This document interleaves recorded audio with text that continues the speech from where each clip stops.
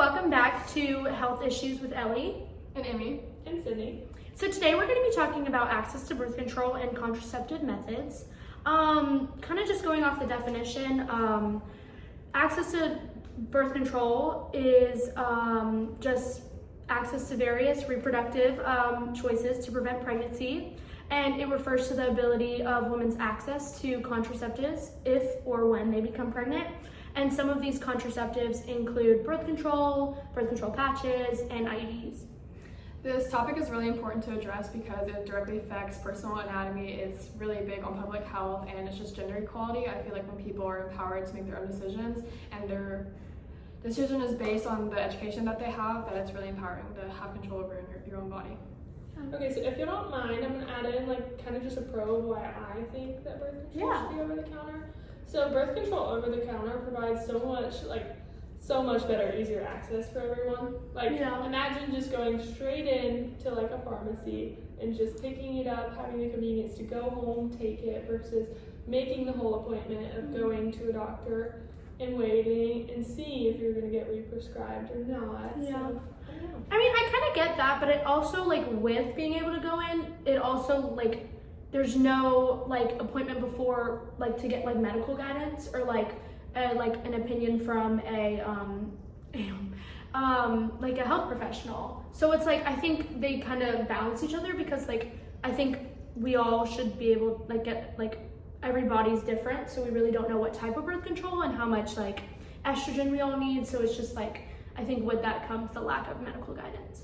I like that sometimes you don't always need you wouldn't need a doctor for this because you get to make the decision about your body. You're the one that lives with yourself every day and you know your body best, way better than a doctor would. They could be biased, they could sway you in a different way. So I just feel like the control that you have and the independence you have with this option is better than. Yeah, I think with it over the counter, it do y'all think it could lead to misuse? Do we think that young adults could misuse birth control? I do, but there's so much stuff on the internet and there's research, and while I agree they should be very educated, birth control comes with a bunch of easy instructions. They're easy to read, and then again, the internet, super easy to look up and decide what you need to do. Yeah, like Emmy said about the control, I think, especially with also that point, the misuse, I think control and misuse go in the same category because no woman is going to intentionally harm her body unless there is a malfunction or a side effect or something like that. Yeah.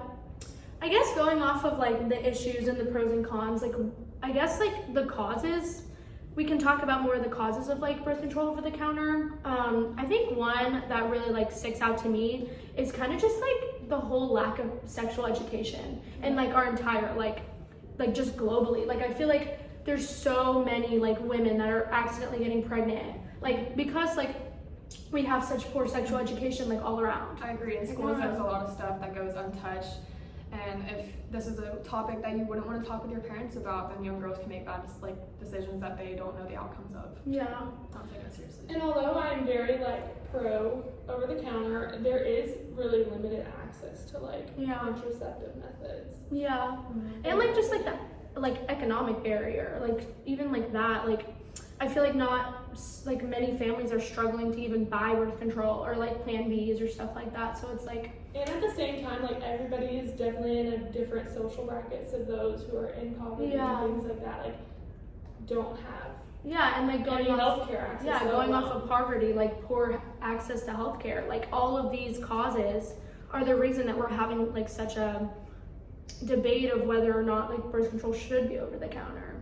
And I don't know, I feel all of these lead on to what all of these are the reason of why we have to have these discussions, you know? Yeah, and also with parental guidance, there is parental guidance, but there's also a lack of parental support. Mm-hmm. Yeah. And so this debate is widely known because parents, it's either yes or no, or in between there's a lot of cloudy areas. Sometimes their input isn't what's best. Yeah, and all of these causes lead to impacts.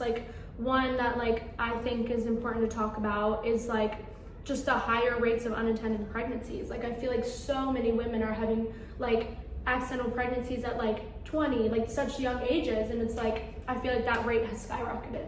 Yeah, and that leads to a lot of disruptions within employment and within just the economy. Just as much as a baby is a blessing, it is also, if you're not ready, Yeah, And, I agree. Planned pregnancies can lead to harmful abortion practices and also bad prenatal care, so it can be like eventually harmful for you and if you have a baby.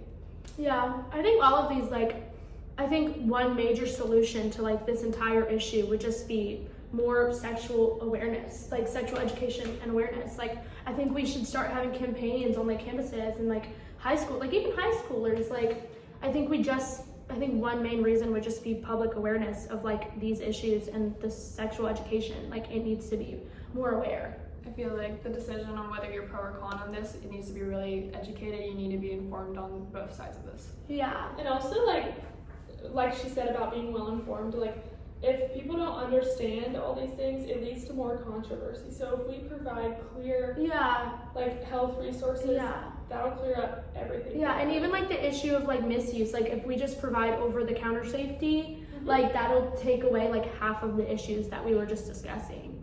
Like, I just think having the awareness of this would just be the most important thing. And also, like, people can lead pro or people can lead con, but at the same time, like, just proper education on this topic helps everybody.